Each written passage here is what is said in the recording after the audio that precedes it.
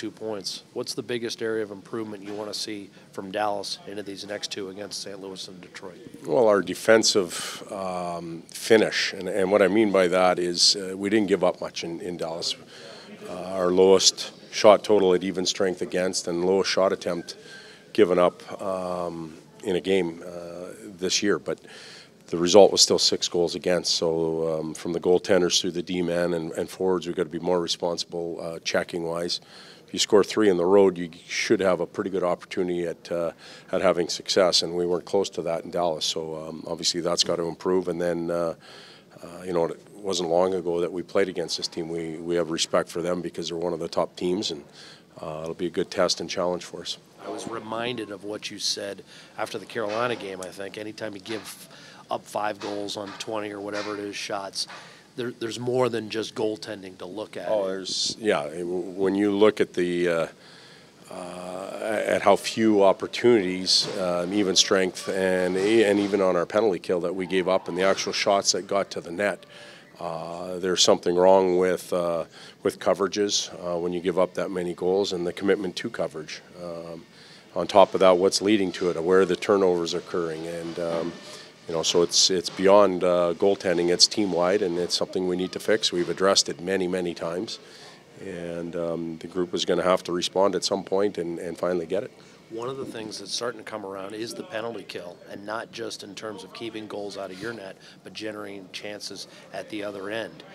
Are you liking what you're seeing out of that unit, even on the offensive side of the puck? Well, we're focused on the defensive side of the puck, of course, because it hasn't gone well for us, but there has been a steady improvement over the last little bit. And we've gone up against some pretty good power plays as well, so that's a positive sign. We've also seen the power play numbers increase to where we're in the top 10 now. So both special teams are operating better than they were earlier in the year, and that will have to continue. A look at St. Louis. You made an interesting point. They're not constructed the same in terms of the actual size of their players, but you see them play the same way. Could you kind of extrapolate on that and what you see from the Blues, despite not being necessarily one of the bigger teams in the league anymore? Well, I still think they have size. They have size in key positions, and they play big. And you can have 6'6" guys throughout your lineup if they're not competitive on loose pucks and they're not going to the tough areas and doing the jobs they need to do. It doesn't matter. And I think St. Louis, regardless of their measurements, play a big, heavy, hard game, and it runs throughout the team from player 1 all the way down, regardless of ice time and the role they play. Their best players check real hard. Some of their role players block shots and do the things they need to do to win, and that's why they're having success.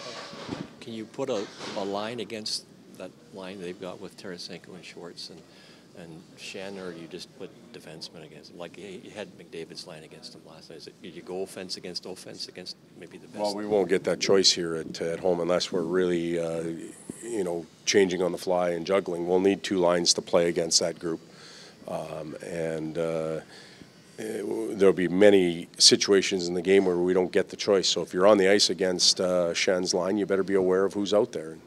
And if our sole focus ends up being on those 3 players, Stastny's line will sting us. So it has to be group-wide. You have to manage the puck against them. If you feed transition into their game, they'll feast on it, as we saw in Dallas. How do you play against a team that gets as many goals from their back end as they do? They lead the league with 20.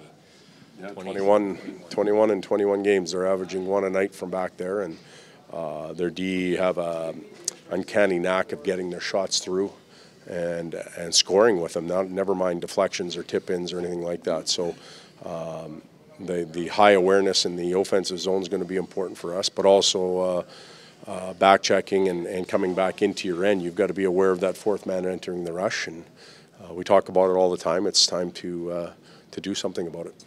Just going to be, he's sick, obviously. Is it just going to be one of those things where he can play the games, but for now can't practice? When he gets healthy, he'll be back out there with his teammates. Slepyshev skated. Is he close to coming off IR? I don't think he will be playing tomorrow. We'll see how he is in, Detroit from here, but won't be available tomorrow. And Reggie, he's able to take part in some. Yeah, he's going in the right direction, but again, we're talking we're talking December. So once the calendar turns, we can start talking about, how close he is, but nothing until December. You mentioned about team-wide defense has to be better. Your goaltender says, I got to be way more consistent too, Cam. He says, I'm not given a chance, Well, he's part of the team. Giving up goals really early games with mistakes. Yeah, he's part of the team. Let's face it, the goaltender has to be better, the defensemen have to be better, the forwards have to be better, the coaches have to be better. None of us have lived up to where we need to be, and that's why we're where we are in the standings. That doesn't mean that can't change, and it's team-wide. I'm not going to single out a goaltender. He may feel that way, and I'm glad that he does, but it's team-wide.